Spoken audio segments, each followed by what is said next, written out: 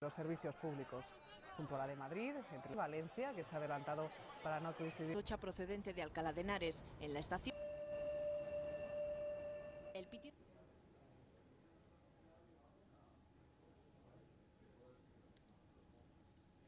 Hola, buenas tardes. Bienvenidas, bienvenidos a este debate de Público Televisión que hoy versará sobre la violencia de género. La semana pasada, en Vizcaya, un hombre asesinó a su mujer y a su suegra, y ella, la mujer, se convirtió en la víctima número 50 este año en nuestro país de violencia de género. La mujer y no la suegra, porque, y esa es una de las cosas de las que vamos a hablar, en la contabilidad de la violencia de género se incluyen las víctimas directas del maltratador, es decir, las que son o han sido compañeras afectivas o sentimentales, pero no las otras personas que también pueden ser víctimas de esa violencia. Con eso quiero decir que, además de las cifras tan tremendas que ya sabemos en este año, repito, 50 mujeres asesinadas por sus compañeros o excompañeros, a esto hay que añadir muchas veces otras personas, por ejemplo, los hijos e hijas, en el 2014 tres casos, y además a esto hay que añadir también las lesiones. Los últimos datos que tenemos de lesiones son del 2012 y se cuentan casi 12.000 casos informados por los médicos de familia.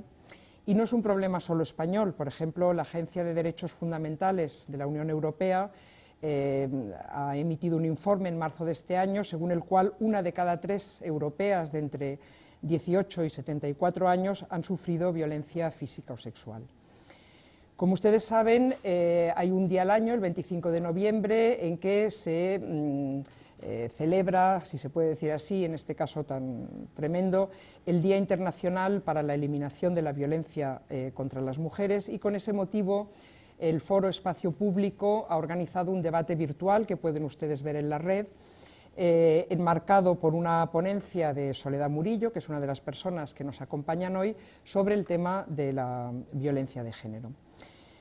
Este debate se va a dividir en 3 bloques. En primer lugar vamos a hablar de la violencia en sí, en segundo lugar vamos a hablar de la ley, que ahora cumple 10 años, la ley española contra la violencia de género, y por último hablaremos de la reacción social, política, de los medios de comunicación frente a esta lacra, como se suele decir. Me acompañan en este debate, empezando por la izquierda, Lidia Falcón. Lidia Falcón es abogada, fundadora del Partido Feminista de España, columnista, escritora, es autora de novelas, obras de teatro, ensayos, libros de memorias. Su último libro es de 2014 y se titula Los nuevos machismos. Pablo Llamas es psicólogo de profesión y socio de AIGE, Asociación de Hombres por la Igualdad de Género. Ángeles de la Concha es catedrática de lengua inglesa en la UNED, fue directora del máster universitario en Cultura y Violencia de Género en esa misma universidad y coordinó un libro que me parece muy importante porque además aporta una perspectiva que no es la habitual sobre el tema que nos ocupa, El sustrato cultural de la violencia de género, literatura, arte, cine y videojuegos, del 2012.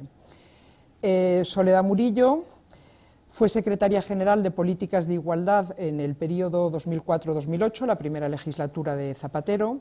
Es una de las autoras de la Ley Integral contra la Violencia de Género de 2004. Actualmente es profesora de Sociología e Investigación Cualitativa en la Universidad de Salamanca y forma parte del Comité Antidiscriminación de la Mujer de Naciones Unidas. Octavio Salazar es profesor titular de Derecho Constitucional de la Universidad de Córdoba, miembro tanto de la Red Feminista de Derecho Constitucional como la Red de Hombres para la Igualdad, y su último libro, de 2013, se titula Masculinidades y Ciudadanía, los hombres también tenemos género. Pues bien, yo quería empezar sacando de la ponencia de Soledad Murillo, que es espléndida, que es extensa, muy densa y que, repito, pueden ustedes encontrar en la web, sacando 2 ideas como base para empezar el debate. Una es que lo que persigue el maltratador con sus acciones es el cumplimiento estricto de los roles de género, es decir, que el problema está ahí, en esos roles de género que siguen existiendo y que el maltratador entiende que le dan ciertos derechos y a la mujer le dan ciertas obligaciones.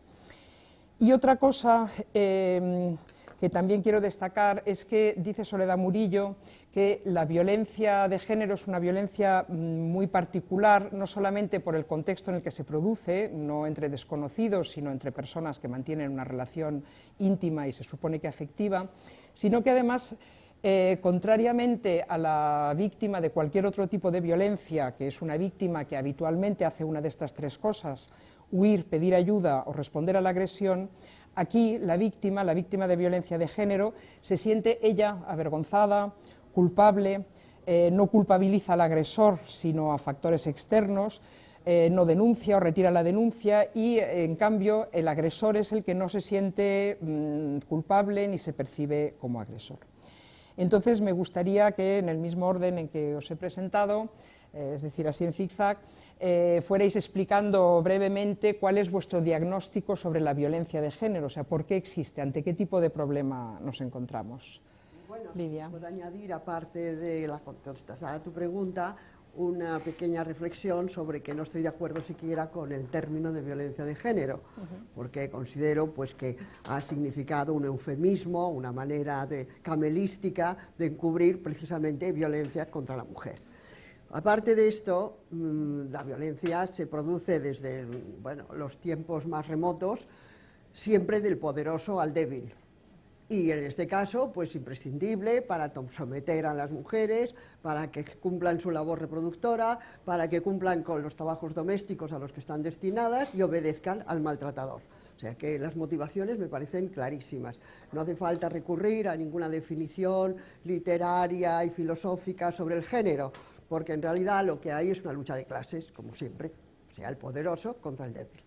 Y en este caso, pues se ha prolongado en el curso de los siglos hasta el momento en el que estamos y se consideraba absolutamente normal en la organización, en el orden social, ¿verdad? Si el maltratador siempre tiene razón. Yo hace muchos años, cuando empecé a ejercer y era joven, ingenua e ignorante, creía que en el caso de duda los hombres siempre tenían razón, pero ahora he cambiado. Siempre tienen razón, sin duda y con duda, da igual.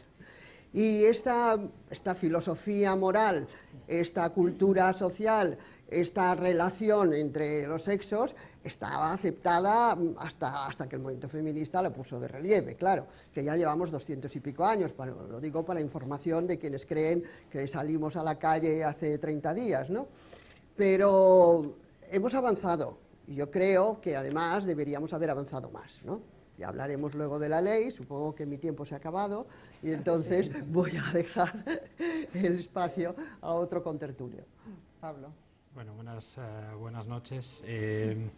Efectivamente, como comentaba Laura, a mí me parece fundamental en este tipo de actos, en la violencia de género, resaltar todo el tema del objetivo de someter, ¿no? De someter a la mujer por parte del maltratador, ¿no? Y efectivamente también, sobre todo como psicólogo de profesión, es muy interesante analizar un poco los procesos de indefensión aprendida en la que las mujeres maltratadas normalmente entran en ese sentido, ¿no? Entonces, muchas veces causa sorpresa en la sociedad que las mujeres no hayan denunciado, no se hayan posicionado, y casi que se les culpa por ello, ¿no? Se les hace un poco, se victimiza de nuevo a las mujeres en ese sentido, ¿no? Porque no ha sido lo suficientemente valiente o determinada para normalmente denunciar ese tipo de cosas, ¿no? Y por último también comentar lo que tiene que ver con la poca conciencia del problema y la poca motivación al cambio que muchos hombres que ejercen maltrato tienen, ¿no? Y que es uno de los problemas, yo creo que el más importante cuando uno intenta intervenir e intenta hacer terapia, digamos, ¿no? con este tipo de problemáticas. Muy bien. Ángeles. Yo creo que tenemos un problema adicional, además, que es que estamos en una cultura que se ha fraguado a lo largo de siglos, que es una cultura en la que existe una violencia simbólica profundamente instaurada, de la que la mayoría de la gente ni siquiera es consciente, ni siquiera somos conscientes de que estamos continuamente asaetados y continuamente sometidos a mensajes contradictorios, a mensajes que normalizan una situación de violencia y que nos hace asumirla hasta que estalla de una manera violenta. Pero esa violencia simbólica está precediendo luego a manifestaciones que solo nos sorprenden, como digo, cuando llegan a un extremo, cuando explotan de alguna manera, ¿no? Entonces, las mujeres, si analizáramos la cantidad de mensajes contradictorios que estamos continuamente sufriendo, desde la publicidad, desde los mensajes del cuidado, por ejemplo, desde la posición subalterna que la mujer ha tenido durante siglos y que, aunque estemos convencidas a nivel mental que hemos salido de ellas, aunque hayamos accedido a la educación, aunque hayamos accedido a las profesiones liberales, a puestos de responsabilidad, en fin, aunque la situación haya cambiado muchísimo, sin embargo, dentro de la pareja nos hacemos perdonar si la mujer es de alguna manera superior. Tenemos que mantener siempre y tener mucho cuidado con ese equilibrio. Los hombres soportan difícilmente la superioridad femenina y continuamente nos movemos en ámbitos muy ambiguos, y estamos accediendo a muchas situaciones de violencia sin darnos cuenta, unas veces de manera más consciente, otras veces de manera menos. En el seno de la familia, las madres hemos contribuido muchísimo a la socialización en la inferioridad de la mujer, en que la mujer es responsable de las tareas secundarias, de las tareas del trabajo, de que es lo principal es eso y hay que sacrificar pues otro tipo de vocación, otro tipo de aptitudes, etcétera. Entonces eso está tan imbricado en la cultura, lo estamos respirando absolutamente, que aunque aparentemente haya habido un gran cambio, ese cambio es mental, si queremos, es como de palabra, pero realmente no es un cambio que hayamos interiorizado. Y yo creo que las mujeres, estoy de acuerdo contigo, hemos cambiado más deprisa que los hombres, fundamentalmente porque nos interesaba, o sea, porque nos jugábamos todo, y entonces somos conscientes. Estamos viendo, por ejemplo, cifras de éxito femenino, por ejemplo, en la educación, que tienen, pues las chicas tienen notas más altas, son más trabajadoras, más responsables, más cumplidoras y tal, hasta que llega el momento de la pareja y tal, ¿no? Y entonces yo creo que hasta que realmente, y los hombres, perdona, eso no lo han asimilado todavía porque son los que llevan la peor parte y no están acostumbrados a perder, y ahí viene el conflicto. Los hombres están acostumbrados a ganar. ¿Soledad? Yo creo que la violencia tiene muchísimo que ver con ese ejercicio de los roles, ¿no? Y la verdad es que el concepto género yo ni lo apruebo ni lo desapruebo, me parece útil a efectos de que sea explicativo, ¿no? Cuando la policía llega a una casa y dice, bueno, pero simplemente porque no estaba en casa la ha estrellado contra el microondas. La policía lo que piensa es que es algo mínimo, que no tiene ningún tipo de relación con el daño causado. Y dices, claro, no, es que él tenía que entrar el último en casa. Él tiene que entrar el último en casa. Él marca las pautas de la relación. Y el marcar las pautas de la relación supone que se ha criado dentro de un ámbito que socialmente denominamos patriarcado, pero que es fundamentalmente el hecho de esa masculinidad malentendida de que tiene que estar en todos los espacios siendo el dueño y señor, ¿no?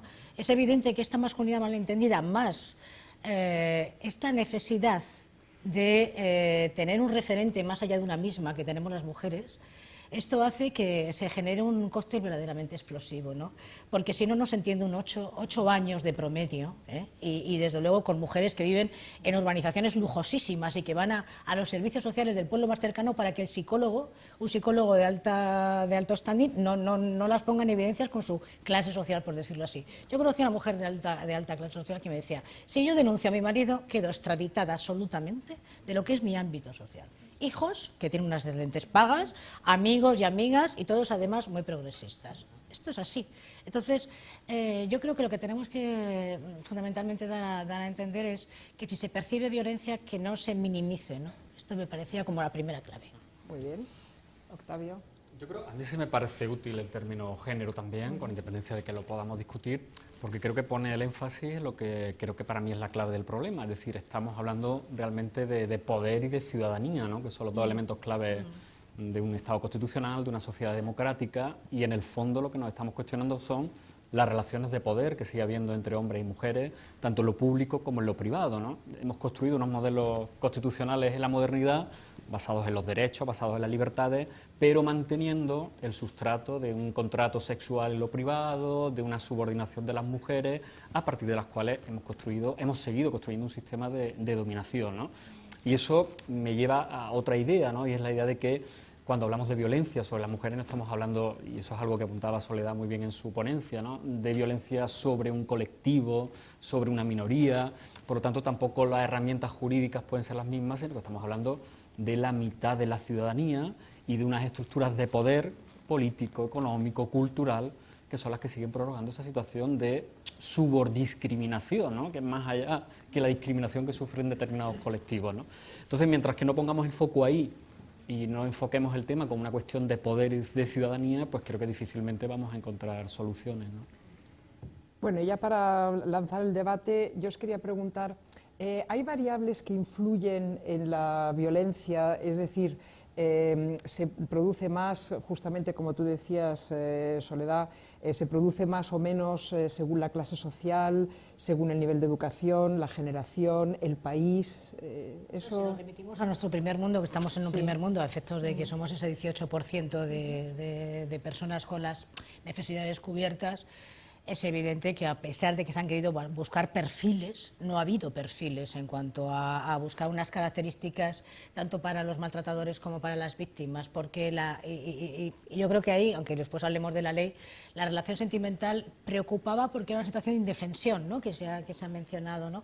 Esa situación de indefensión en que lo perdonan y que sobre todo el mantener la relación es absolutamente prioritario, ¿no? Ese mantener la relación yo creo que es un factor clave. Y otro factor clave es el pacto de silencio, de tal manera que ni siquiera ellas lo hablan con las personas que son de su confianza, mucho menos con su familia.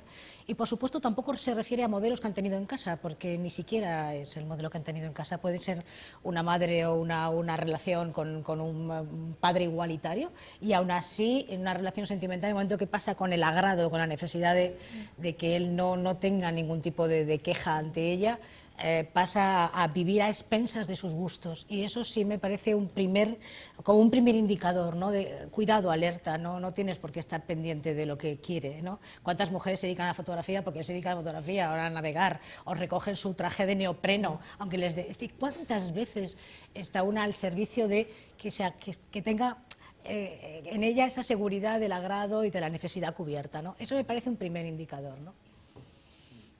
Bueno, yo creo que nos estamos olvidando de la estructura económica que mantiene todo esto. Hemos hablado con mucha certeza de circunstancias psicológicas, de cultura, de relaciones sociales, de relaciones amorosas, pero yo creo que es bueno, ¿verdad?, hablar de que lo primero es comer. Y entonces, para plantearse esto, hay que analizar un sistema capitalista, patriarcal, que sitúa a las mujeres en el lugar de la producción que les ha correspondido siempre. Primero hay que reproducirse, si no nos reproducimos realmente no hay sociedad. Y después hay que cuidar la cría, y luego hay que hacer todas las tareas domésticas que se necesitan. Es decir, el modo de producción doméstico es la base de todos los demás modos de producción. El capitalista sabe perfectamente utilizarlo. Al empleado, al obrero, le paga la mitad del sueldo porque sabe que las labores de mantenimiento de su trabajador las va a hacer la mujer gratis. Y esta mujer, además, en una proporción importantísima, no tiene apenas recursos económicos.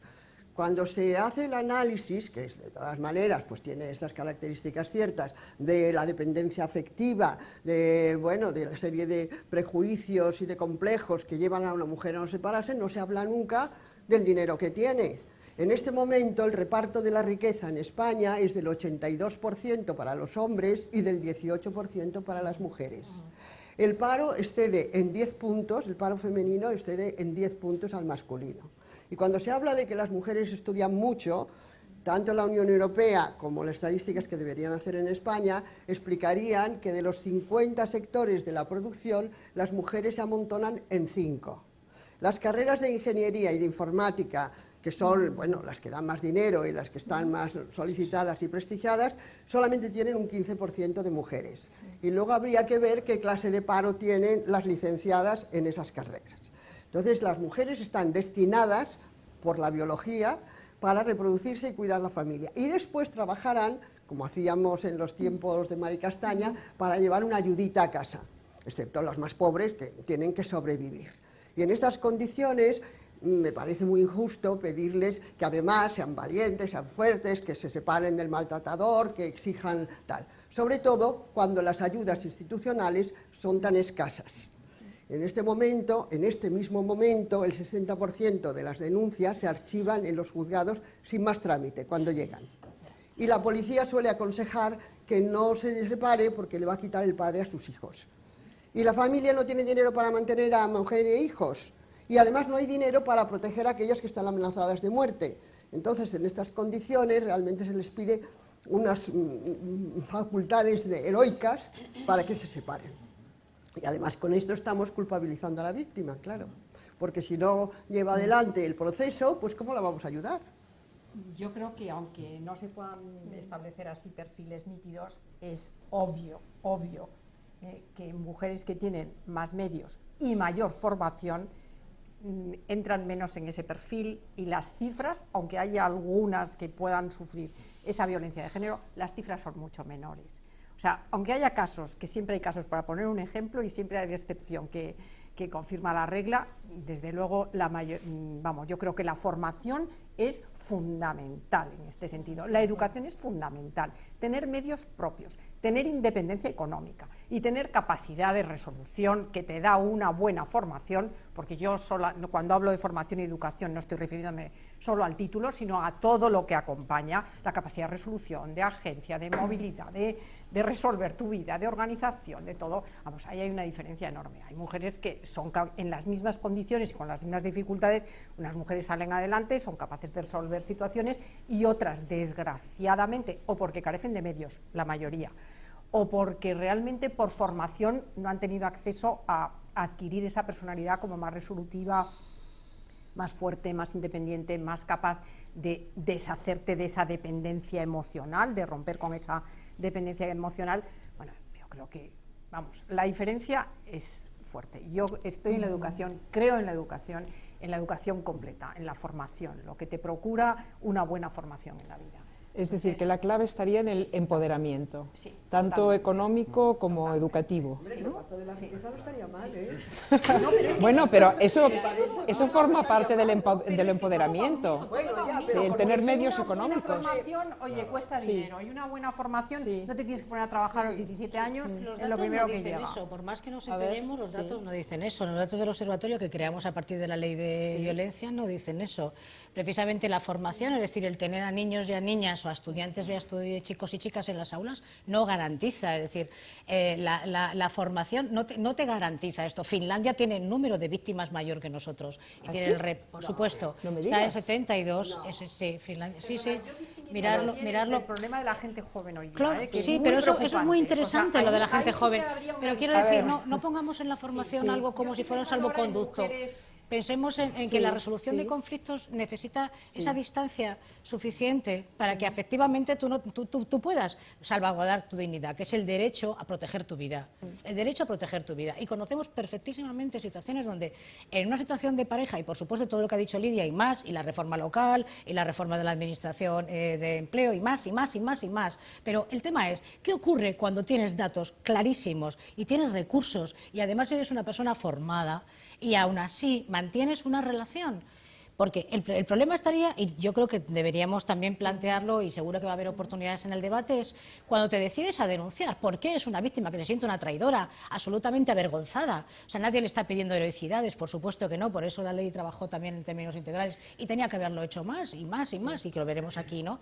Pero la formación no es un salvoconducto, no lo es, ojalá lo fuera, porque la formación sentimental no está en las aulas. Es que claro, no es una cuestión solo de formación, No. sino del contenido de esa La formación, ¿no? A ver, Ángeles, y luego Luego Octavio. me gustaría que entrara sí. un poco, Perfecto. porque yo creo que hay una cuestión generacional muy importante, Sí, y en muy este importante, momento sí. muy preocupante. Sí, Y sí. luego me gustaría entrar en ella, si os parece. ¿De acuerdo, Octavio? Sí. Que a mí me parece que el concepto clave en el que redundan todo lo que estáis diciendo es finalmente el concepto de autonomía, es decir, hemos conseguido que las mujeres sean autónomas económicamente, intelectualmente, políticamente, para definir su propio proyecto de vida. Por el contrario, seguimos prorrogando un modelo que las hacemos dependientes, por además las hacemos responsables de los vínculos afectivos, de los trabajos de cuidado, es decir, ese modelo de pacto no hemos conseguido removerlo, ¿no? Entonces, lo que decíais antes, se está produciendo una transformación pero muy asimétrica entre vosotras y nosotros, entre mujeres y hombres, en relación a esos trabajos, ¿no? Y en cuanto a lo que decíais de la formación, pues yo también discutiría mucho, porque yo con el ámbito en el que trabajo con universitarios y universitarias, lo que efectivamente me encuentro es que mujeres muy formadas, muy preparadas, que sacan magníficas notas, sin embargo, siguen reproduciendo de manera alarmante roles, estereotipos y además no perciben determinadas situaciones como situaciones de violencia o de germen de violencia, es decir, están como anestesiadas en un estado un poco de espejismo de igualdad en el que viven, que ante determinadas situaciones que incluso les planteas como una situación de caso práctico casi, no perciben que detrás de eso hay una situación de violencia y de discriminación, ¿no? Entonces, ahí algo ha fallado clarísimamente en el terreno de la educación, ¿no? Pero lo que a mí me preocupa es ese modelo de pacto, como tú dices, ese contrato sexual, como en fin, se ha dicho.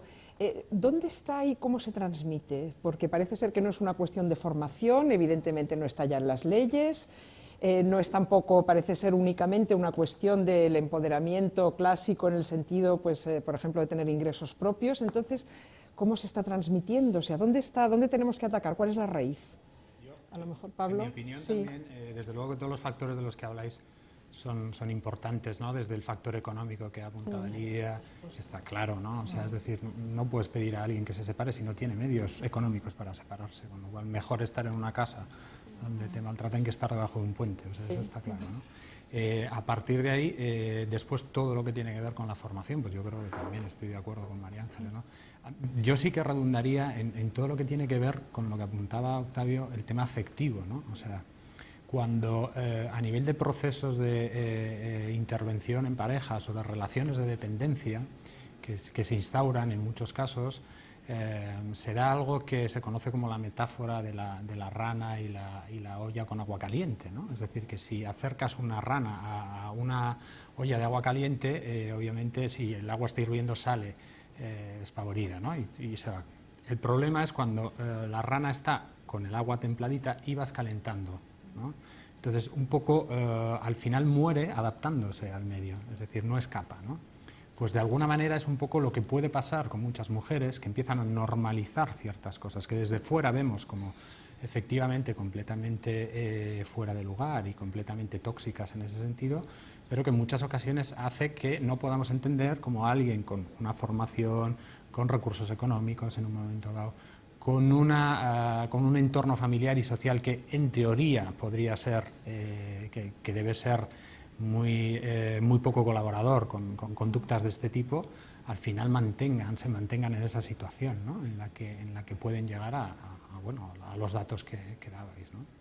Yo creo que tiene mucho que ver todo ese tema afectivo, ¿no? y de dependencia emocional. Es que en en estos educación casos, sentimental ¿no? no hemos cambiado nada en educación sentimental. Educación sentimental no, es decir, ahora mismo puedes salir mal, has cambiado tus relaciones sexuales, por supuesto, y además ya no están ni siquiera vinculadas la maternidad con una relación sexual, por supuesto, pero la relación sentimental sigue siendo una referencia en la masculina y una referencia que empodera esa referencia. Es decir, ¿con quién estás? Forma parte de una identidad y eso es tremendo, o sea, tremendamente perjudicial. Y luego, por otra parte, ¿qué referentes tienes en la vida pública? ¿Cuántas mujeres están en los debates económicos, o por ejemplo, decía María Ángeles también, en el ámbito de lo simbólico, ¿no? Los videojuegos, ¿no? Que está una maravillosa periodista que criticó los videojuegos y que estuvo amenazada. Es decir, la violencia se ejercita también colocándote en un lugar absolutamente subordinado, donde las mujeres nada más que están hablando de nigromancia, desde ese punto de vista. Y luego con esos mitos terribles de que, por ejemplo, cada vez que hablamos de feminismos puede ser que tenga que ver con el aumento de la violencia, porque hay también mitos profundamente peligrosos, cuando se habla de ideología de género, cuando se habla de todo esto, que al final lo que tratan es de derribar el hecho de confundir conceptos y de que no se piense que ¿de dónde vas a sacar la autoridad? La autoridad no la sacas ni siquiera de un buen sueldo, la sacas de que tú no tengas consecuencias tan nefastas a nivel familiar y a nivel de relaciones. Y sobre todo también en el tema de plantear que ni siquiera políticamente, ni económicamente, no estamos empoderadas ahí. Y se ha hecho un empoderamiento de las mujeres muy deficitario. Y yo lo que pido simplemente es equivalencia de derechos en ese sentido, ¿no? Entonces, bueno, dependencia como la... Bueno, es que además parecerte a todas tus semejantes, en cuanto que la referencia afectiva es tener un señor contigo, eso ha sido fundamental, porque todavía no se ha resignificado el hecho de no tener un señor contigo. Sí, y ya... Sí, por supuesto. Bueno, yo no estoy en absoluto de acuerdo con este diagnóstico que hacéis de que la educación sentimental no ha cambiado nada, de que las relaciones afectivas siguen igual. Yo me gustaría, y estoy segura de que nos estarán viendo o nos verán muchísimas jóvenes, y a ver si ellas viven como vivieron sus madres, sus abuelas o sus bisabuelas, ¿verdad? Quieren, si no se casaron, quieren. Si se casaron a los 18 años, tuvieron 7 hijos, no tuvieron medios económicos, no estudiaron nada, y las apalearan o no tenían posibilidad ni de divorcio. No, claro, o sea, no es todo eso. eso lo hemos cambiado, No es eso. y además es el éxito del movimiento feminista, porque si no, no hemos hecho nada. Hemos Yo hecho ya me mucho, puedo mucho, borrar, mucho. ¿no? Pienso, he perdido la vida porque no he conseguido nada. Es decir, ha cambiado las relaciones sexuales, han cambiado las relaciones afectivas, han cambiado la dependencia de rol social, porque ahora el lesbianismo también se considera pues más o menos normal. Lo que no ha cambiado es el reparto de la riqueza, eso sí que no. Aquí no veo que os preocupe, solo preocupa a esa señora que tiene empleo y que sin embargo está dependiente efectivamente de un señor que la maltrata. Pero bueno, ¿cuántas señoras tienen empleo que les permiten vivir tranquilamente ellas y sus hijos se acargan con ellos? Porque mientras el 30% de diferencia salarial exista, y existe desde hace 200 o 300 años, pues me parece, bueno, un diagnóstico muy idealista, muy por la élite, muy por hablar de las compañeras nuestras seguramente de la universidad y de la abogacía, pero, ¿verdad?, hay 25 millones de mujeres y la mayoría, tenemos 5,5 millones todavía de mujeres que solo son amas de casa, porque es la herencia del franquismo, claro. Se les impidió estudiar, se les impidió entrar en el mercado de trabajo y ahí lo tenemos. Es el colectivo de amas de casa más grande de toda Europa, de todos los países europeos. Estas no han cobrado salario nunca, no lo van a cobrar, no tienen pensión ni de jubilación ni de nada. Ni queremos que lo cobren, no queremos que cobren un salario, bueno, una ama de casa. Yo perdona, yo yo no, sí yo lo no. bueno. Y aparte de este colectivo, tenemos las obreras de todas las escalas salariales que van a cobrar menos que el personaje varón de la misma categoría, con un paro enorme. Y entonces le estamos dando la culpa de su dependencia afectiva. A mí me parece de un idealismo. Vale, pero vamos a el cerrar ya este bloque y pasar al de la... Pero seguiremos hablando de... Por supuesto. Hoy y tú mandas. Sí, dime, di Ángeles, sí.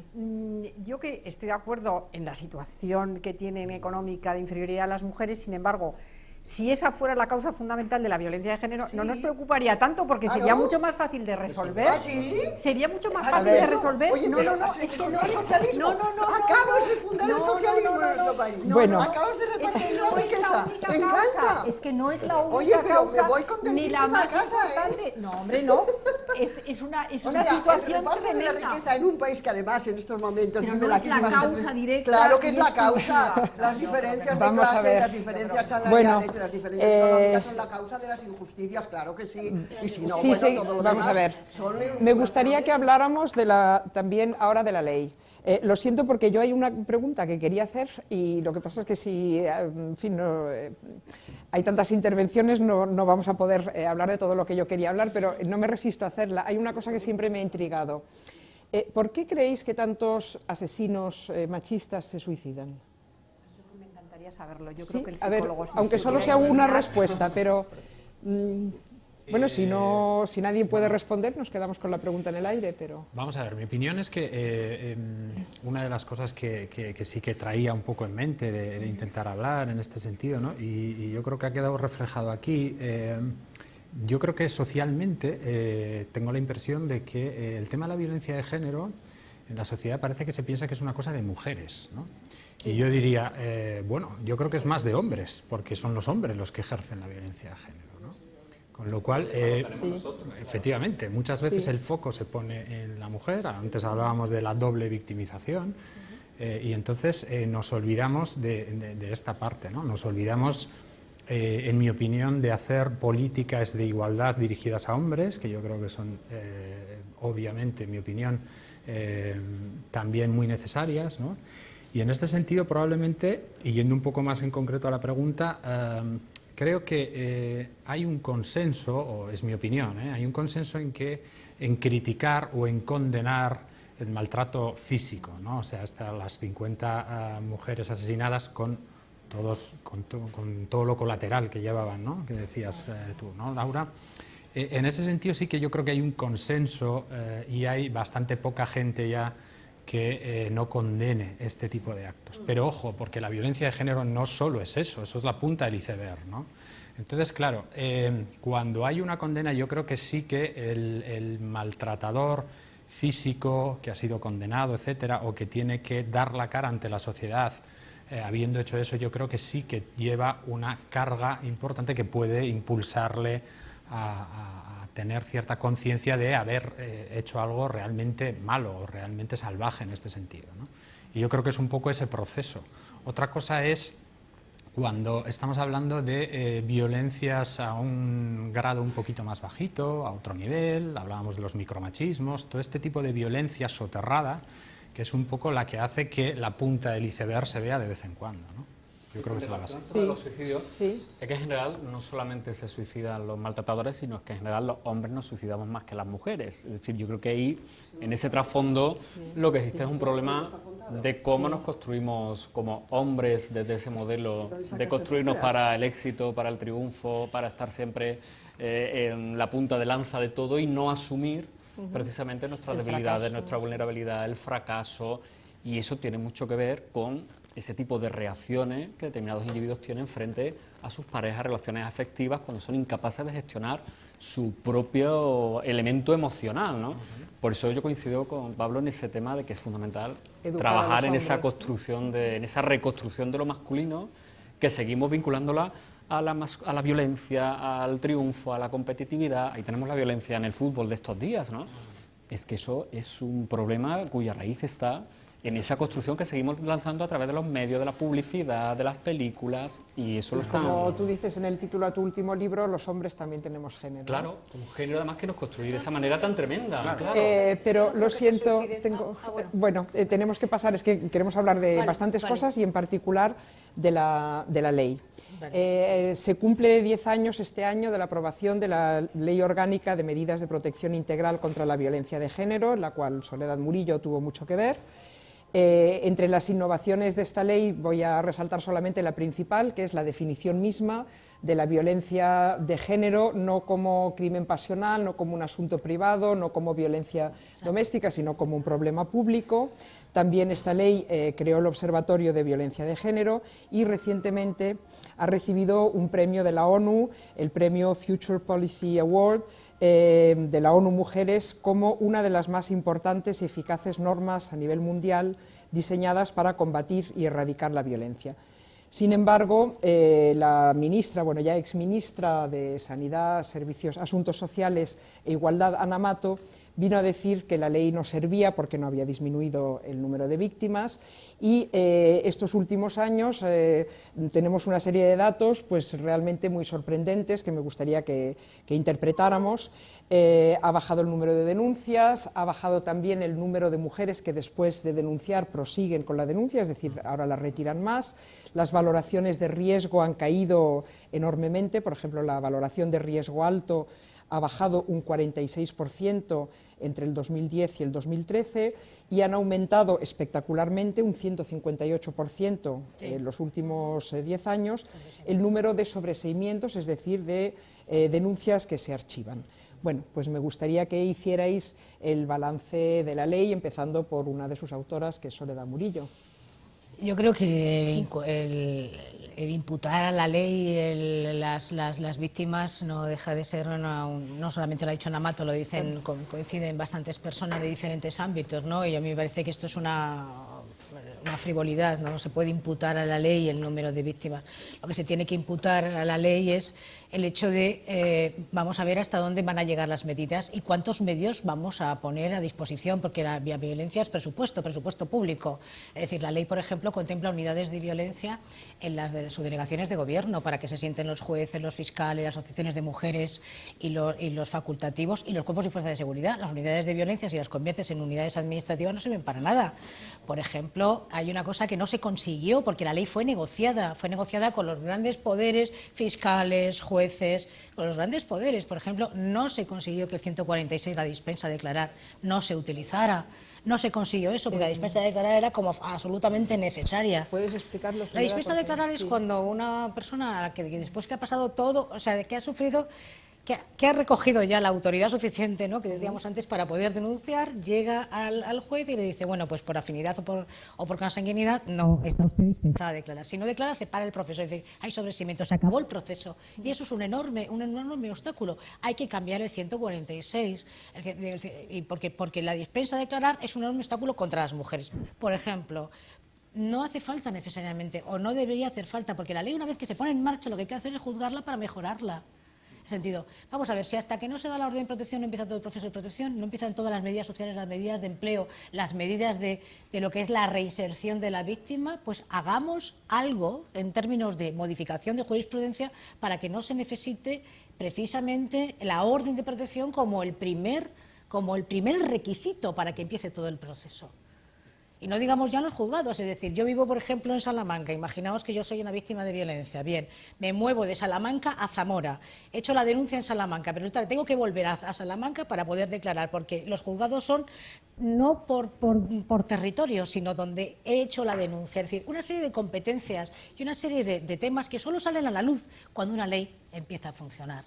Es decir, que si tiene disfunciones, o si hay que mejorarla, pero no se la puede imputar de que la ley sea la que provoca los asesinatos, porque eso no puede ser en ningún caso. ¿Puedo intervenir? Sí. Bueno, pues yo no sé lo que habrán pagado por ese premio, porque la ley es malísima. O sea, podemos coger en este momento las 4 o 5 últimas leyes aprobadas en México, en Brasil, en Venezuela y tal, y son muchísimo mejores. Yo voy a, solamente porque claro, no tengo más tiempo, exponer los defectos que tiene de origen, el origen de la ley. Empecemos por esta definición de género.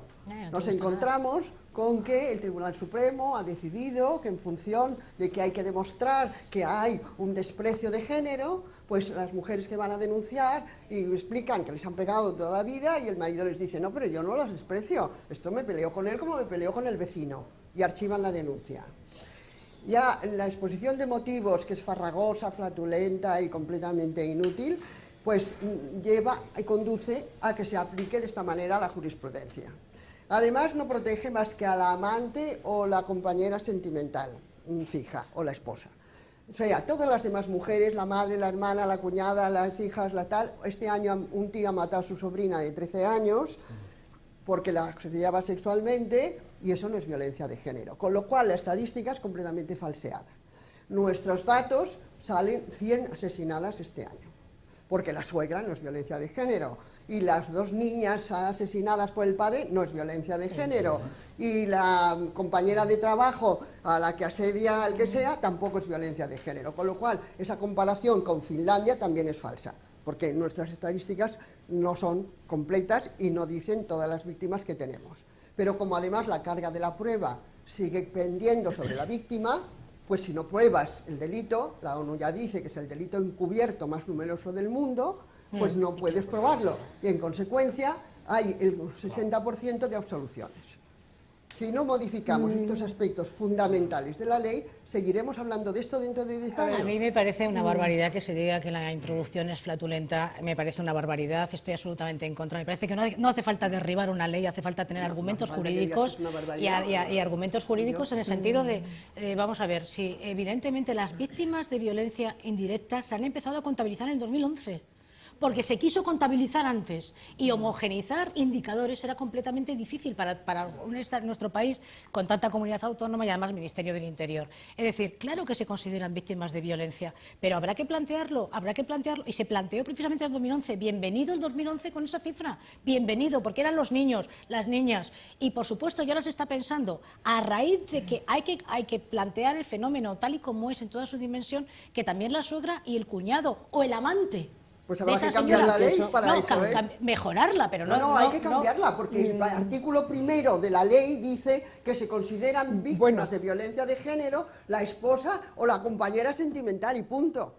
Pero ese artículo, si no lo modificas, no puedes hacer nada. A ver, pero antes de hablar de modificar la ley, vamos a ver cómo se está aplicando. Y yo os quería preguntar por qué creéis que está bajando el número de denuncias pues y otras cosas. Protegen. Porque les pasa todo esto que les pasa, que van a denunciar, el proceso lo sigue, el psiquiatra dice que están mintiendo y al final se encuentran en la calle con los niños o en una casa de acogida, porque al final la encerrada... ¿Cómo vuelve a su casa la mujer que eso, no, pues se va a una casa de acogida, la encerrada es ella.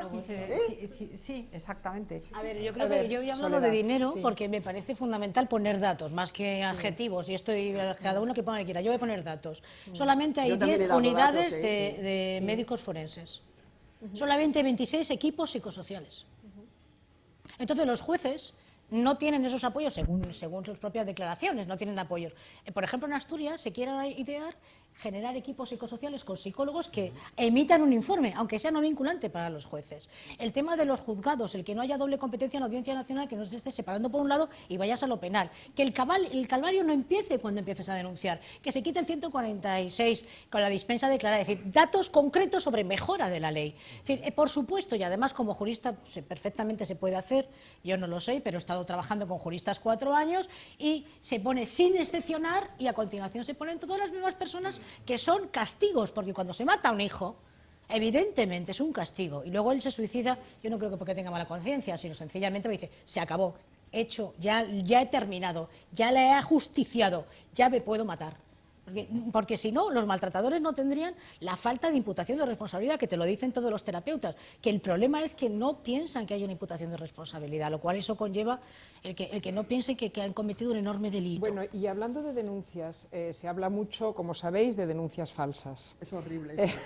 Bueno, quiero saber... Estábamos Lidia y yo en televisión en Cataluña, quiero que me deis vuestra opinión sobre si existen... Llegan al 0,0% las denuncias falsas, ¿no? Según el informe del según Consejo datos General del de Poder Judicial. 19, Pero esa es otra de las estrategias del neomanchismo rampante que en los últimos años se están lanzando contra la ley y contra otras muchas medidas en temas de igualdad, ¿no? Que tienen, a mí me indigna, y cómo se les presta oído y cómo se les abren debates. Mentirosas y ahí, fíjate qué grave es eso. Qué grave es eso. Cómo se consiente eso y cómo de alguna manera se alienta. Luego además, qué capacidad de unión tienen, porque por un 1% de casos que pueda haber, que pueda ser, pero bueno, que no llega, hay que ver el ruido. Pues mira, el año pasado, el informe del Consejo de Poder Judicial dice 138.400 denuncias, solo 19 falsas. Que el juez tiene la obligación de constituir delito y ya está. Justamente tendríais que explicar, las que entendéis de derecho, la diferencia, Lidia, entre dos cosas que yo creo que se confunden, que es el sobreseimiento por falta de pruebas y la denuncia falsa, porque estos neomachistas de los que habláis son los que, supongo, creéis, los que dicen que mezclan las dos cosas, ¿no? Es que la raíz del problema, vuelvo a insistir, consiste en que la carga de la prueba penda sobre la víctima. Si es un delito que se comete, la mayor parte de las veces, en el aislamiento de la casa. Si algunos los oyen, porque que no haya testigos tampoco es cierto, pero no quieren meterse en ningún lío. Y por supuesto la ley no contempla exigirle responsabilidades por denegación de auxilio, como pasa con un accidente de carretera, pues los vecinos oyen durante el tiempo que sea los gritos y tal, incluso salen en la televisión luego y dicen, pues ya se veía venir, porque allí no había más que gritos y problemas, pero el que lo ha oído y ni siquiera ha querido marcar el 091 o lo que sea, para llamar a la policía anónimamente, no tiene responsabilidad ninguna. Como el juez que sobresee un caso o no da una orden de protección y luego matan a la mujer a la que ha dejado abandonada. Tampoco tiene responsabilidad ninguna, tampoco eso se contempla en la ley. Bueno, pues entonces, con los sobreseimientos, bueno, en números millonarios que hay, es muy fácil decir, claro, se sobresee porque eran falsas las denuncias. Lo que sucede es que no había posibilidad de probarlo sin testigos, sin que los análisis psicosociales esos que se hagan, que son malísimos, porque muchos forenses, pero hay que ver qué forenses tenemos, pero hay que ver qué preparación de forenses y de psicólogos y de jueces. Bueno, pues con todo eso, con todo ese escenario, ¿verdad?, con todo ese decorado que se le ha puesto, sin una ley estricta y verdaderamente obligatoria para jueces, que son los que dictan las resoluciones, y fiscales que no acusan, no avanzaremos nada.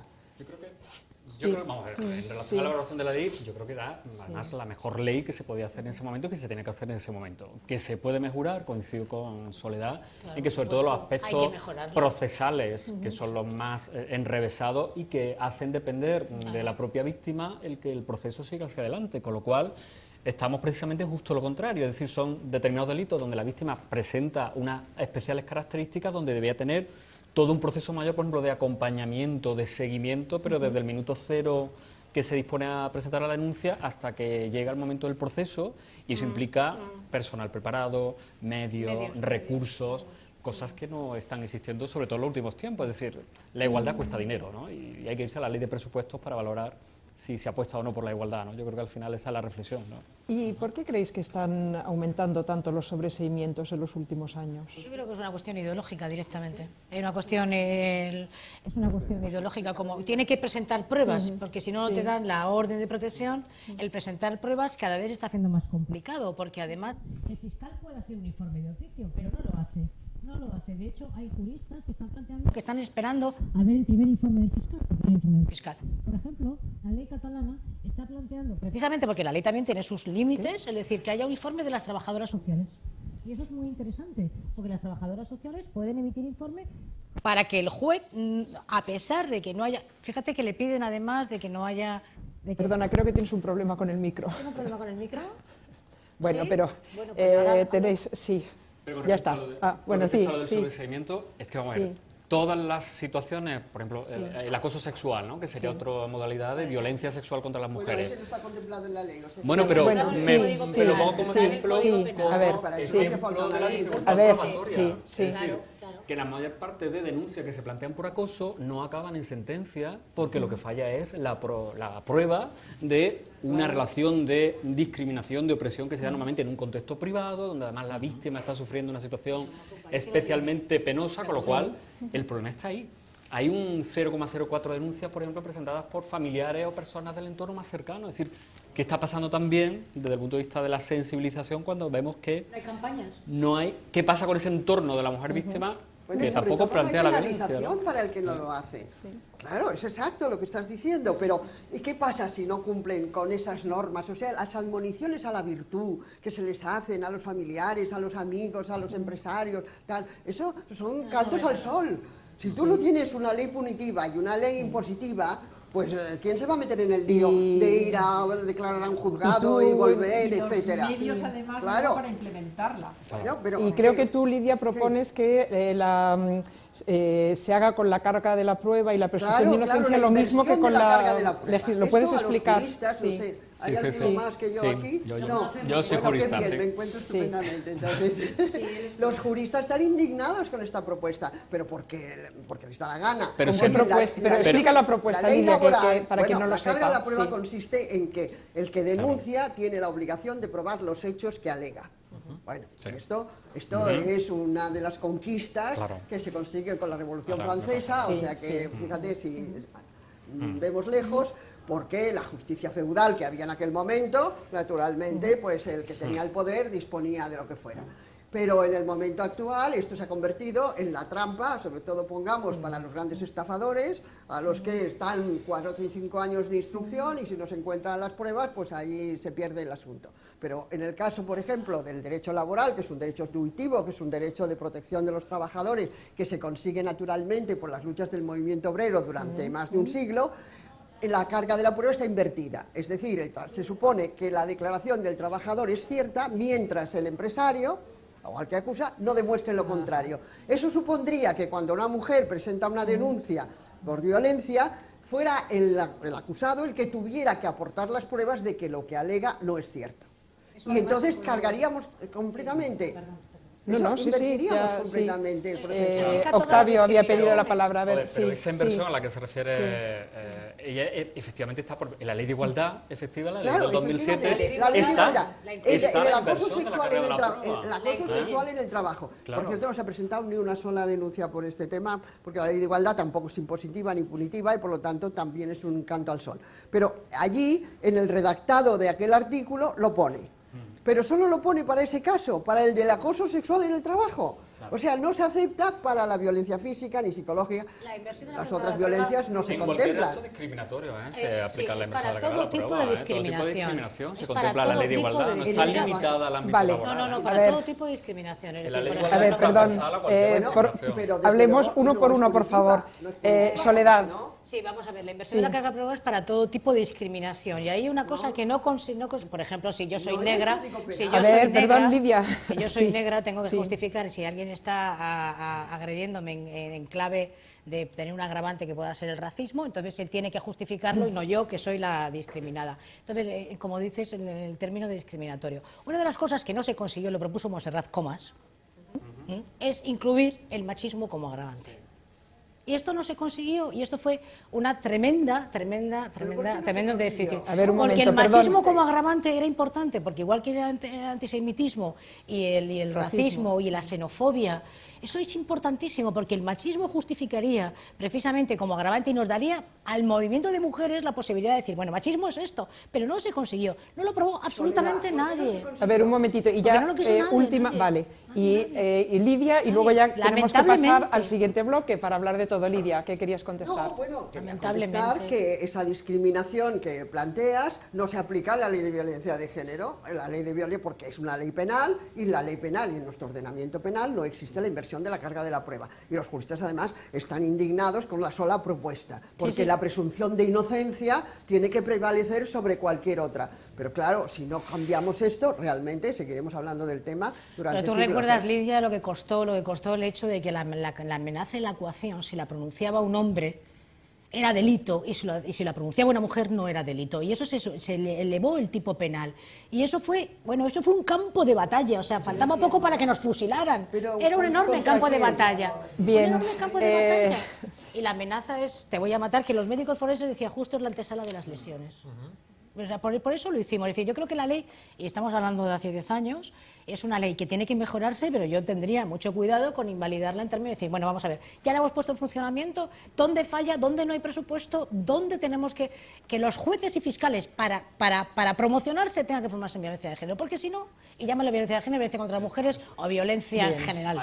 Pero si no es un requisito y depende de la sensibilidad, con la sensibilidad llevamos 200.000 años, ya lo sabe Lidia perfectamente, no conseguimos nada. Tenemos que cambiar de tema porque me gustaría que abordáramos otro aspecto que creo que es fundamental, que es cómo reacciona la sociedad en distintas instancias o aspectos ante la violencia de género. Voy a dar solamente 2 o 3 apuntes. Uno, que la condena del gobierno, pues digámoslo suavemente, es muy leve. Creo que, si no me equivoco, ante los últimos asesinatos por violencia de género, el nuevo ministro de Sanidad, Asuntos Sociales e Igualdad se ha limitado a poner un tuit. Esta ha sido todo su condena. Las instituciones pues mantienen silencio, lo cual despolitiza el asunto, o sea que digamos que en la práctica parece que vuelve a ser un asunto privado.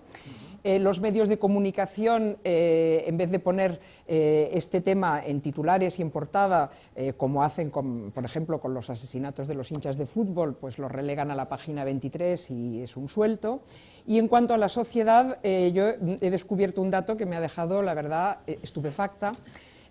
Sabéis que el CIS pregunta regularmente a la ciudadanía por sus preocupaciones y las preocupaciones fundamentales siempre son el paro, la situación política, la situación económica, la corrupción, y cuando ETA asesinaba siempre en el segundo o tercer lugar o en el primero estaba el terrorismo. Pues bien, sabéis, según los últimos datos del CIS de noviembre de 2014, o sea del mes pasado, ¿qué proporción de la población española considera un problema grave la violencia contra las mujeres? El 0,4%.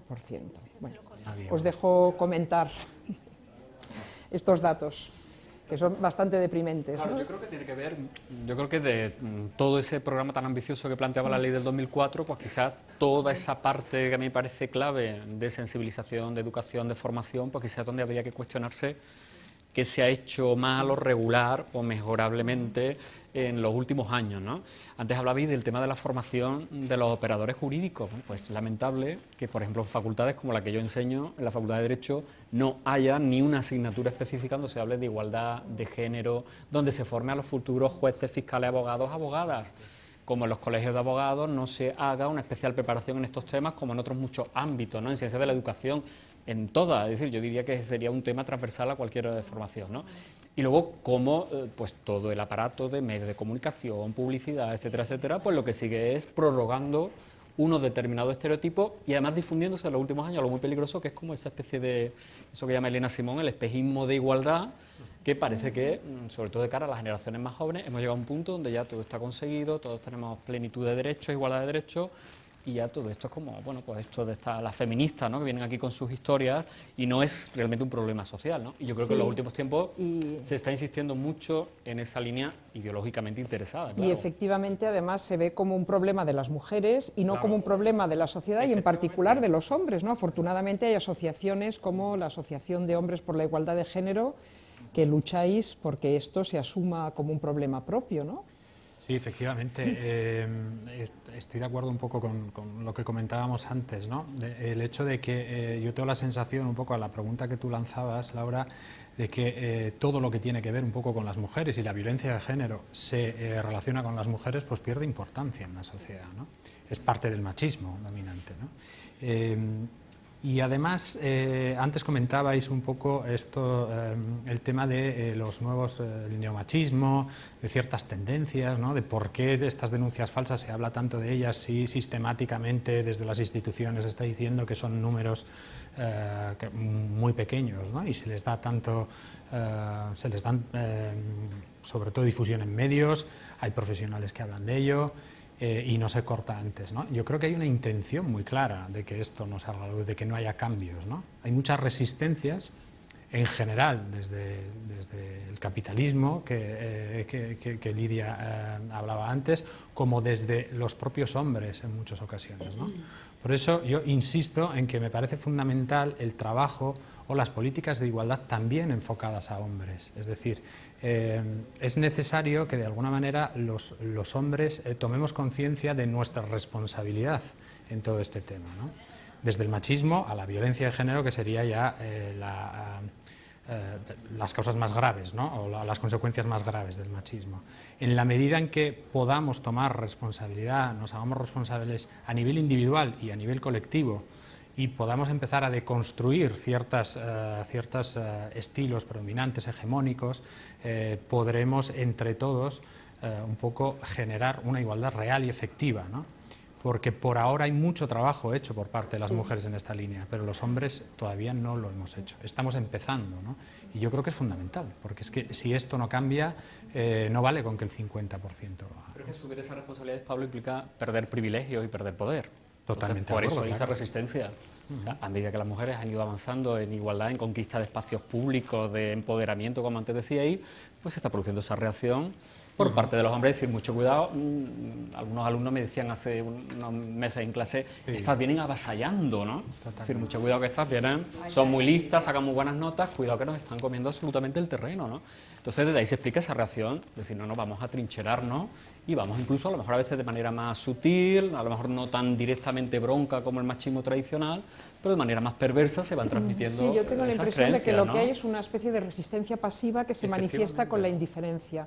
Por ejemplo, os quería comentar, bueno, seguramente vosotros ya lo habréis visto, que en el debate este de espacio público que está ahora colgado en la red sobre la violencia de género, contrariamente a los otros debates que ha hecho Espacio Público sobre otros temas, como pues, el tema de Cataluña o el sindicalismo, donde participan sobre todo y casi exclusivamente hombres, en este debate están participando casi exclusivamente mujeres. Es decir, esto es algo que yo los quería hombres, también remarcar, sí. la segregación social, que se mantiene y se puede ver en cualquier aspecto social. Si es un tema político, apenas van mujeres a un acto, una asamblea, a una reunión. Si son temas de mujeres no va ningún hombre, o casi ninguno, ¿no? Y yo te agradezco muchísimo que hayas hecho esta admonición a los hombres para que se sumen a las voces que protestan contra la violencia, porque siempre he pensado que dónde estaban los hombres, muchos de los cuales son hijos de una madre que a la que ha matado su padre. O sea, en este momento tiene que haber miles de varones de diversas edades que de niños se vieron huérfanos porque el padre mató a su madre y encima, además, claro, él fue a la cárcel, supongo. Entonces, ¿cómo no se les oye? ¿Dónde están las voces de los hombres que yo creo que son capaces de ser buenos, de ser solidarios, de ser compañeros, de estar en las líneas de lucha por cambiar este mundo, que no participan, como vosotros, en asociaciones, en grupos diversos, que no vienen a las manifestaciones, hay poquísimos, sobre todo el día de la violencia, hay poquísimos que acudan, y que no vienen casi nunca a las asambleas o actos públicos que convocamos. Y este es un llamamiento que te agradezco muchísimo que hagas y que además, bueno, pues me felicito de que en algún momento antes de morirme haya podido ver que hay unos compañeros que están preocupados por estos temas, porque si no construimos un mundo entre hombres y mujeres, un poco amigos y un poco solidarios, pues realmente el futuro es un desastre, ¿eh? ¿Qué ibas a decir, Ángeles? Yo añadiría algo más que me parece extraordinariamente preocupante.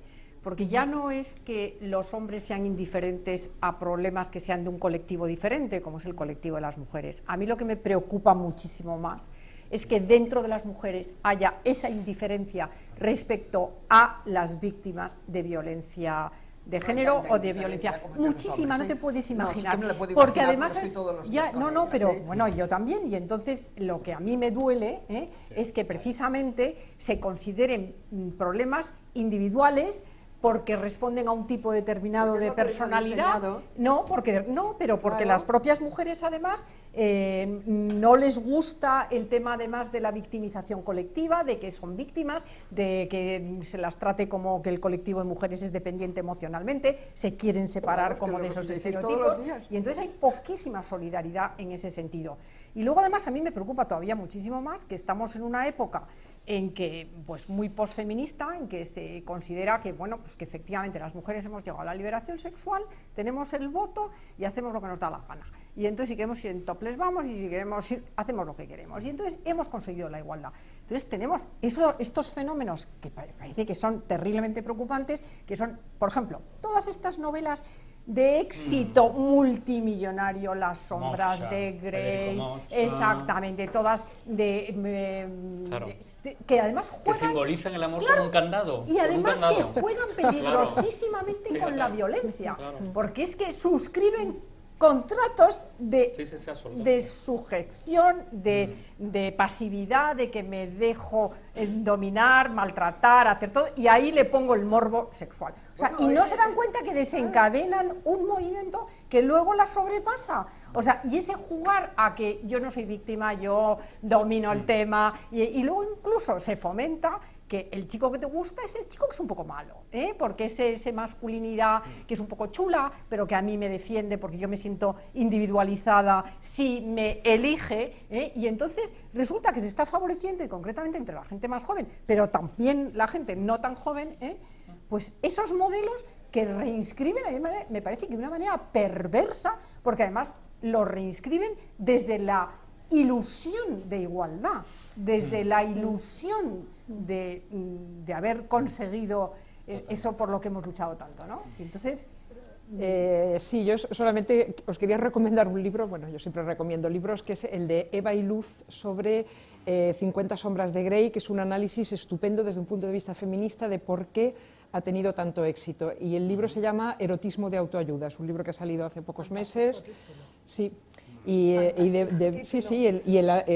subtítulo, en fin, concretamente habla de este libro y lo explica, cosa que a mí me ha servido mucho porque a mí me intrigaba cómo un libro así podía vender 40 millones de ejemplares en todo el mundo, ¿no? Es una cosa muy deprimente, pero ella lo explica muy bien. Bueno, ya no, ¿qué palabras hay pedidas?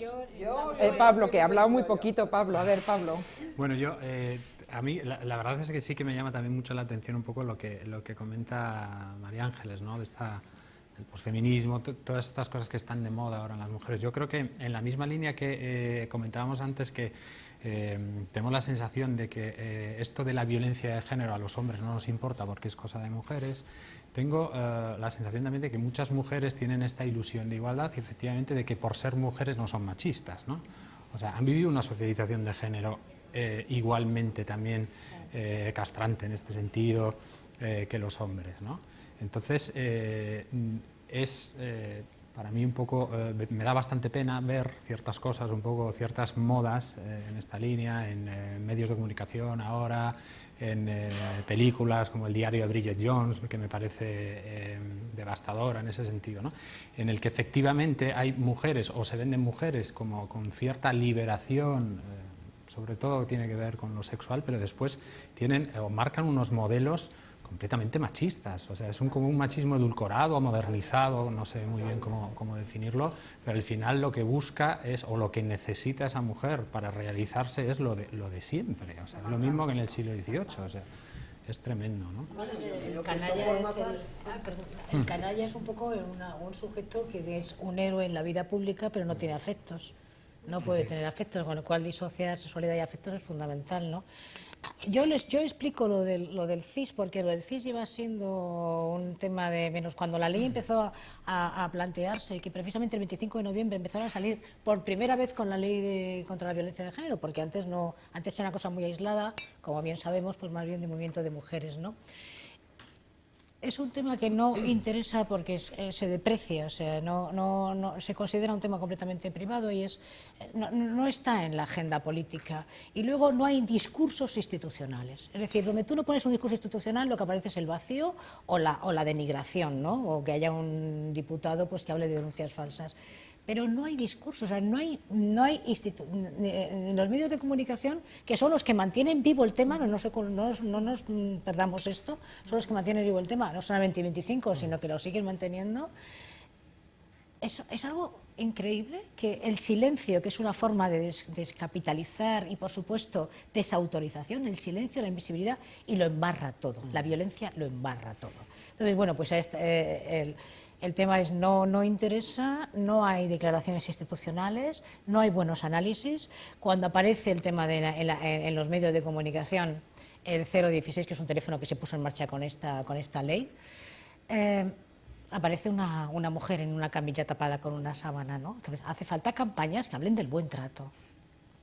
Bueno, yo creo que estamos describiendo una situación que conocemos, pero que me gustaría buscarle unas causas pues más antiguas y más profundas, porque esto forma parte del agitprop patriarcal. O sea, no se ha hecho más campaña que la de la igualdad desde hace 10 o 15 años. Hasta hubo un ministerio que se llamaba así. No se llamaba Ministerio de la Mujer, se llamaba Ministerio de Igualdad. Claro, si la igualdad entra como un ritornelo, es un mantra que se va metiendo y que además parece que se estudiaba en la asignatura esa de la ciudadanía. Bueno, pues al final nos creeremos todos que estamos iguales y que estamos bien y que la liberación sexual nos ha llevado pues a la felicidad. Claro, la propaganda está siempre inducida, está siempre organizada. Madre mía, si el sistema no tiene medios, si no sabe hacerlo. A mí me gustaría también que el 016 contestara siempre, porque está comunicando la mitad de las veces. Y no ahora, sino desde hace 10 años. O sea, también me gustaría que pensáramos que la estructura que se monta para proteger a las mujeres es débil, está mal pergeñada. La ley no protege todo lo que tiene que proteger. No tienen dinero, ni juzgados, ni policías, ni psiquiatras, ni tal. No lo han tenido nunca. Y claro, después preguntarse cómo es posible pues que las mujeres no denuncien y cómo es posible que la propaganda se haga de esta manera, pues que es el sistema el que lo monta, o es que son las mujeres las que desde nacer ya se lo imaginan todo. Claro, porque además siempre acaban culpabilizando a las víctimas. O sea, son ellas las que se dejan enredar por un macho que las va a maltratar, son ellas las débiles que no presentan denuncias, son ellas las tontas que luego retiran la denuncia, ¿verdad? Claro, por favor, a ver si el discurso lo hacemos un poquito más estructural. Octavio. Yo creo que a veces quizás le pedimos excesivamente bondades al legislador, a las leyes, es decir, las leyes pueden hacer lo que pueden hacer. Más bondades, ¿eh? Pueden tener las hay bondades. muchas leyes que Perdona. contemplan Claro. A ver, otras situaciones, Octavio, Claro, ¿eh? pero Octavio, creo que sí. de los Claro, temas si que vamos estamos... entonces a Lidia, justificarlo todo, deja- la a única ver. culpa es la de la mujer. Perdón, No, deja, no, no, deja no, hablar, todo lo deja, contrario. deja hablar, por Me favor. borro. Deja Me hablar, refiero que Octavio. a veces tenemos excesivas expectativas puestas en los instrumentos legislativos que pueden hacer lo que pueden hacer y por supuesto se pueden mejorar, pero todo lo que estamos hablando aquí y lo que está hablando Lidia, lo que estáis hablando todas y todos, es pues, de esa estructura y ese orden cultural donde se siguen transmitiendo una determinada imagen y donde además se sigue invisibilizando determinadas realidades, ¿no?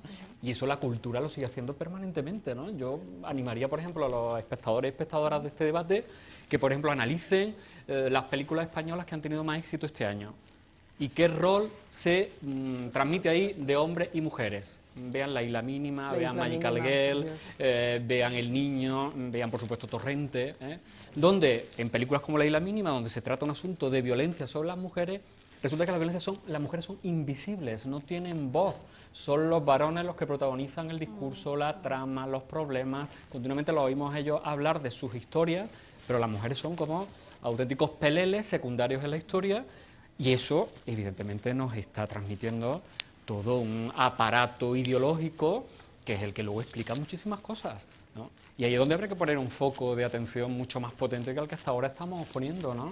Que quería hablar Soledad y luego Yo tú, solo quería Ángeles. decir que si nos están oyendo que llamen al 016, porque con la primera vez que pusimos al 016, el primer día fueron 5.720 llamadas, yo lo recuerdo perfectamente. No me digas.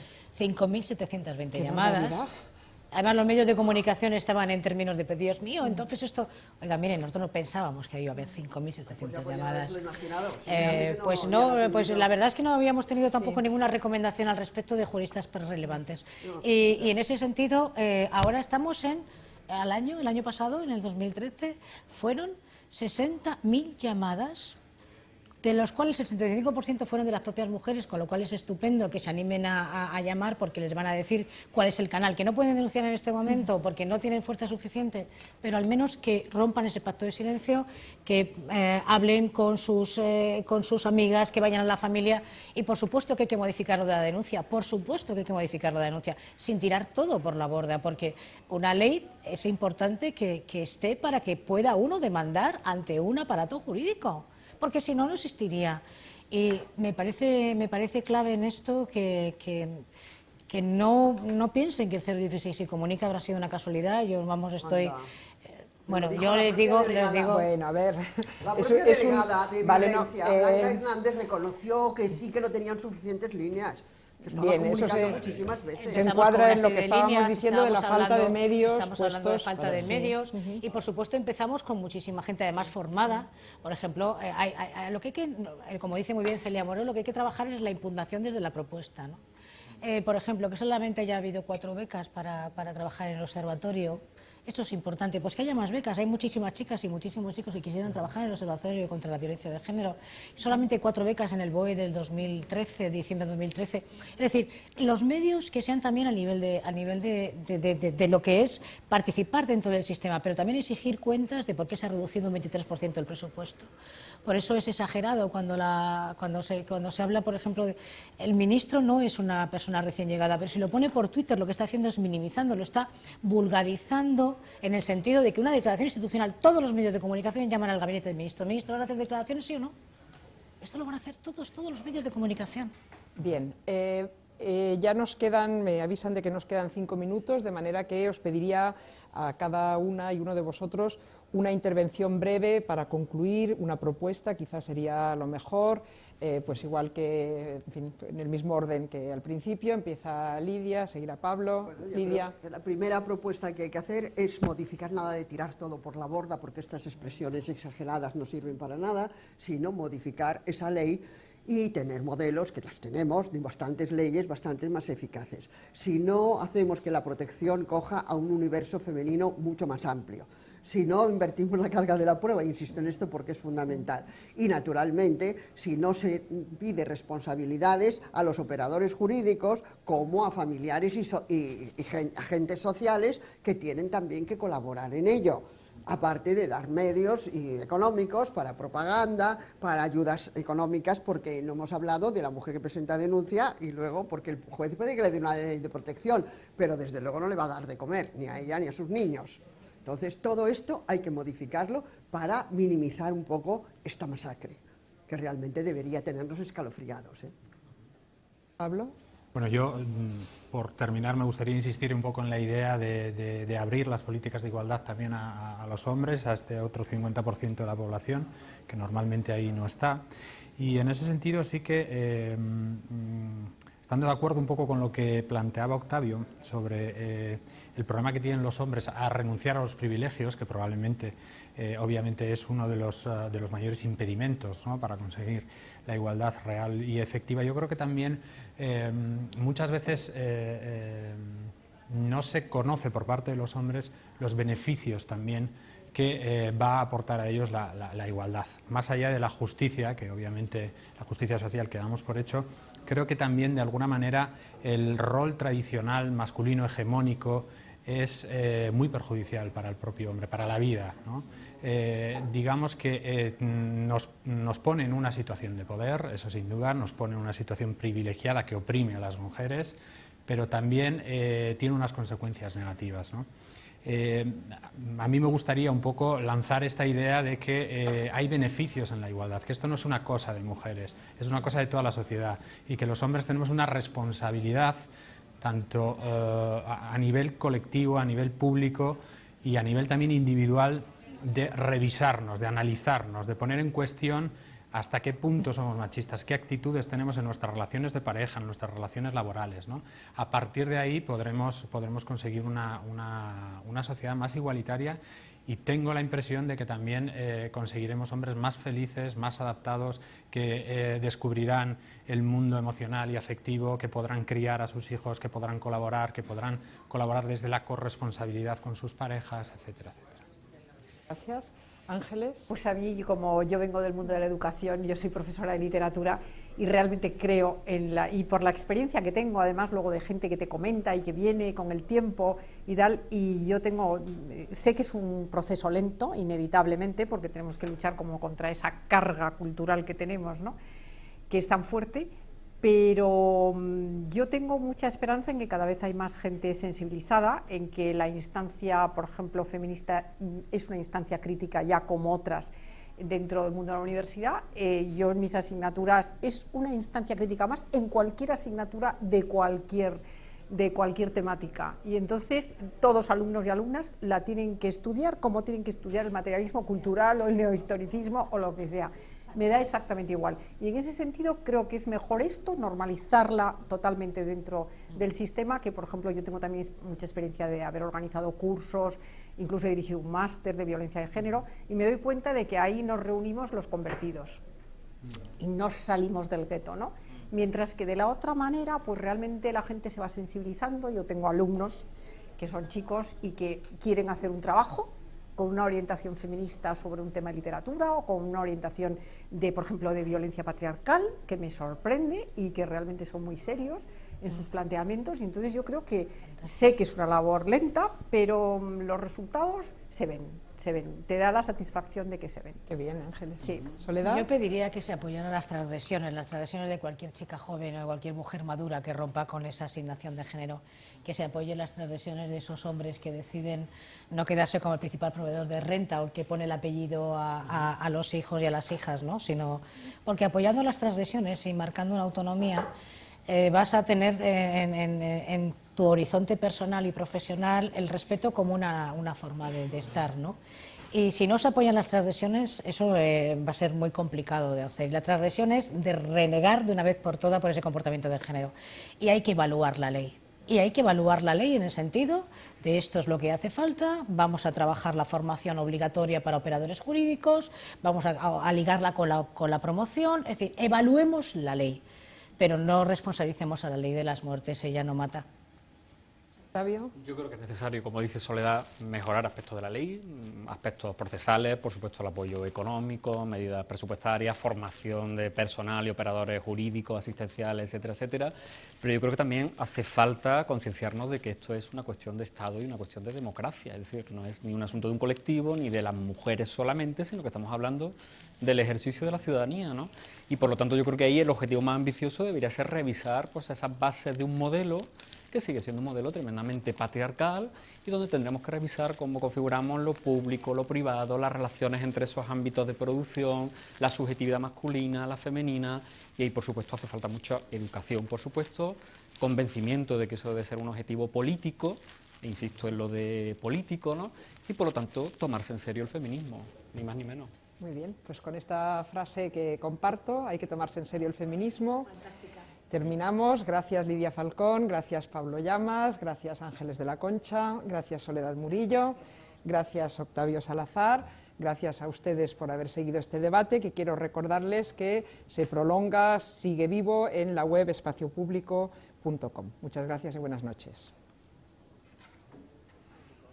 Junto a la de Madrid, entre Valencia, que se ha adelantado para no coincidir. Tocha procedente de Alcalá de Henares en la estación. El piti